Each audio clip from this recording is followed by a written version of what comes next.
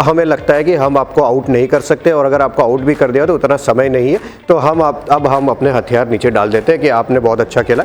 खाली सिचुएशन ये है कि क्या यही इंग्लैंड, अगर इंग्लैंड के ये दोनों प्लेयर जो बातचीत कर रहे हैं, क्या बेन डकेट 90 पे बैटिंग कर रहे होते ऐसी सिचुएशन में, तो क्या ऑपोजिशन टीम वहाँ पे हैंडशेक करती तो वो हाँ बोलती या ना बोलती? मुझे लगता है कि बेन स्टोक्स ने इसकी अपेक्षा करी नहीं थी। जडेजा के हाथ में वो फैसला नहीं था। जडेजा को मैसेज भेजा गया ड्रेसिंग रूम से ही। उन्होंने ज़रूर ये कहा होगा कि नहीं, आप 100 तक खेलिए। जब 100 ख़त्म हुआ जडेजा का, हैरी ब्रुक हाथ मिलाने आए और वॉशिंगटन सुंदर ने उनकी तरफ देखा भी नहीं, क्योंकि वॉशिंगटन सुंदर भी सोच रहे थे कि अब मेरी बारी है, मैं हाथ नहीं मिलाना चाहता। एक इंसिडेंट हुआ, ड्रिंक्स ब्रेक चल रहा था, बेन स्टोक्स ने मन बना लिया था कि वो हैंडशेक करने के लिए तैयार है पार्थिव। तो अपने शब्दों में बयां कीजिए, आपने इस पूरे सिलसिले को कैसे देखा? से इंग्लैंड तो अपने तरीके से उन्होंने करता जो इंग्लैंड जो टीम करना चाहती थी, कि उन्होंने कहा कि हमारी कोशिश थी कि हम आपको हराएंगे, हम आपको ऑल आउट करेंगे, कि यहाँ से हमारा एफर्ट उस तरीके का रहा। लेकिन अब हमें लगता है कि हम आपको आउट नहीं कर सकते, और अगर आपको आउट भी कर दिया तो उतना समय नहीं है, तो अब हम अपने हथियार नीचे डाल देते हैं कि आपने बहुत अच्छा खेला। और इंडिया ने अपने तरीके से जो चीज़ करनी थी वो इंडिया ने करी है, कि हमारे दोनों प्लेयर ने बहुत मेहनत करी, अच्छी बैटिंग करी है, दोनों डिजर्व करते थे 100 करना। खाली सिचुएशन ये है कि क्या यही इंग्लैंड, अगर इंग्लैंड के ये दोनों प्लेयर जो बातचीत कर रहे हैं, क्या बेन डकेट 90 पे बैटिंग कर रहे होते ऐसी सिचुएशन में, तो क्या ऑपोजिशन टीम वहाँ पे हैंडशेक करती तो वो हाँ बोलती या ना बोलती? तो मैं ये प्रेस कॉन्फ्रेंस में ये जानने के लिए बहुत मैं उत्सुक हूँ कि क्या वो स्पिरिट ऑफ द गेम के कितने लोग इस चीज़ के लिए बात कर रहे हैं। मेरे ख्याल से अभी तो जब तक गेम चलना चाहिए था तब तक होना चाहिए था, भले शतक हो गए तो पूरे 15 ओवर अगर गेम चल सकता था तो भारत को खेलना चाहिए था, क्योंकि आपने बहुत मेहनत करी है।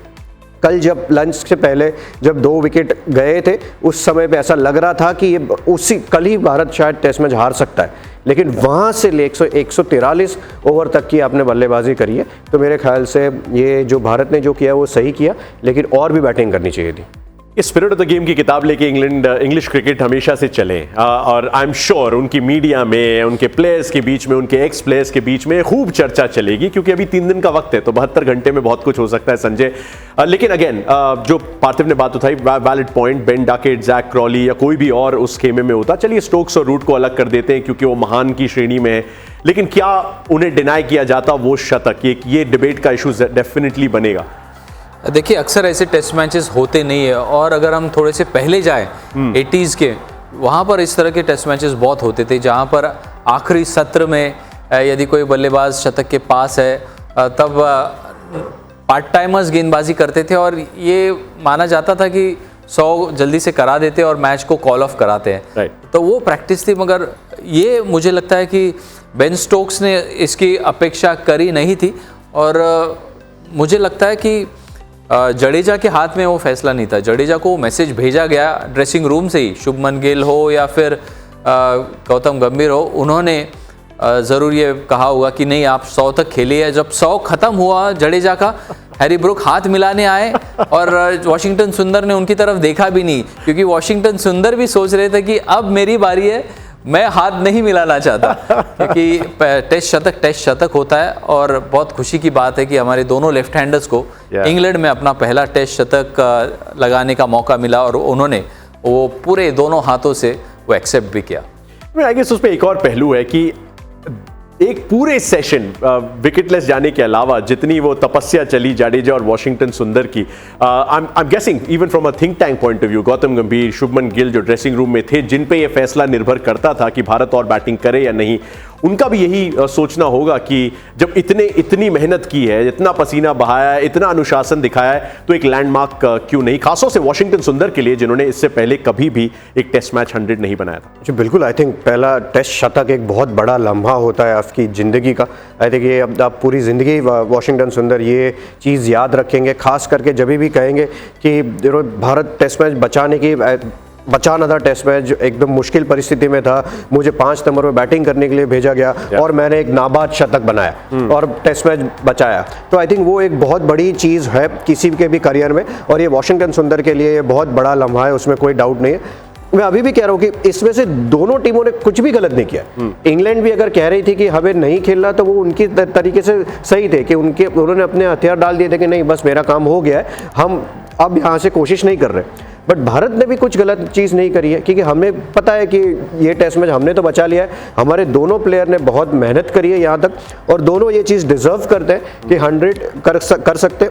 उससे तो मैं एक स्टेप और आगे जाता हूँ कि यहाँ पे अच्छी चीज़ भारत ने दिखाई है कि अगर चाहती तो 15 ओवर खेल सकते थे, लेकिन कहा कि 100 बस जाइए, अब हम आपके ऊपर दया कर रहे हैं कि और फील्डिंग नहीं कराते हम। कोच के कमेंट्स, गौतम गंभीर, अंदाज हमें पता है इसी तरीके से रहता है, उनका अंदाज़े बयां थोड़ा सा अलग है, लेकिन आपने कैसे देखा? क्या लगा कि कुछ चीज़ें क्लियर हुई हैं अगले टेस्ट मैच को लेके जो गौतम ने कहा उससे?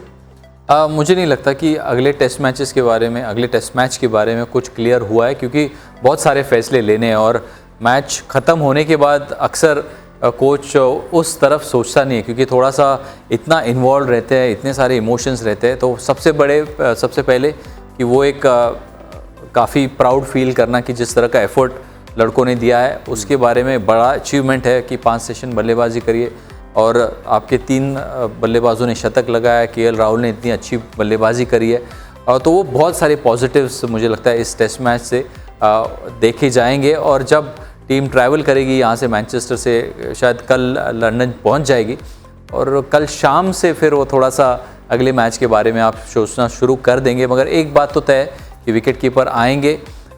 मुझे नहीं लगता कि अंशुल कंबोज के साथ दोबारा से वो खेलना पसंद करेगी, क्योंकि ऑलरेडी सभी तेज़ गेंदबाज फिट है, ऐसा उन्होंने कहा है। तो आकाशदीप की वापसी हो सकती है, अर्शदीप भी एक ऑप्शन उनके पास उपलब्ध है।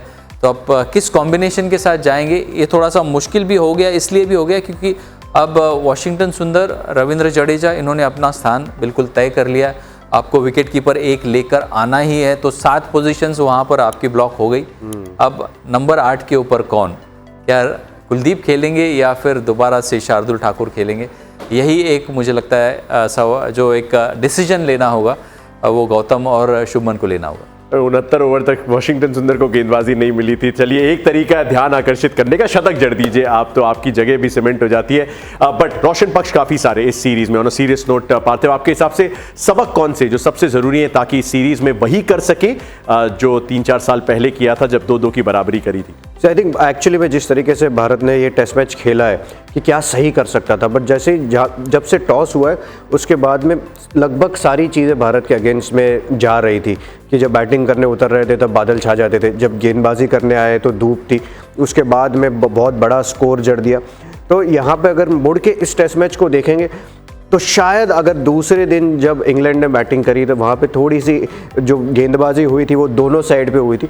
आई थिंक वो ही एक ऐसा फेज़ लग रहा था कि उस पर थोड़ा और करेक्शन हो सकता है। अदरवाइज़ मुझे लग रहा है कि भारत का ये टेस्ट मैच काफ़ी अच्छा रहा है और इससे बहुत ज़्यादा कॉन्फिडेंस लेके जाएंगे 5वें टेस्ट मैच में।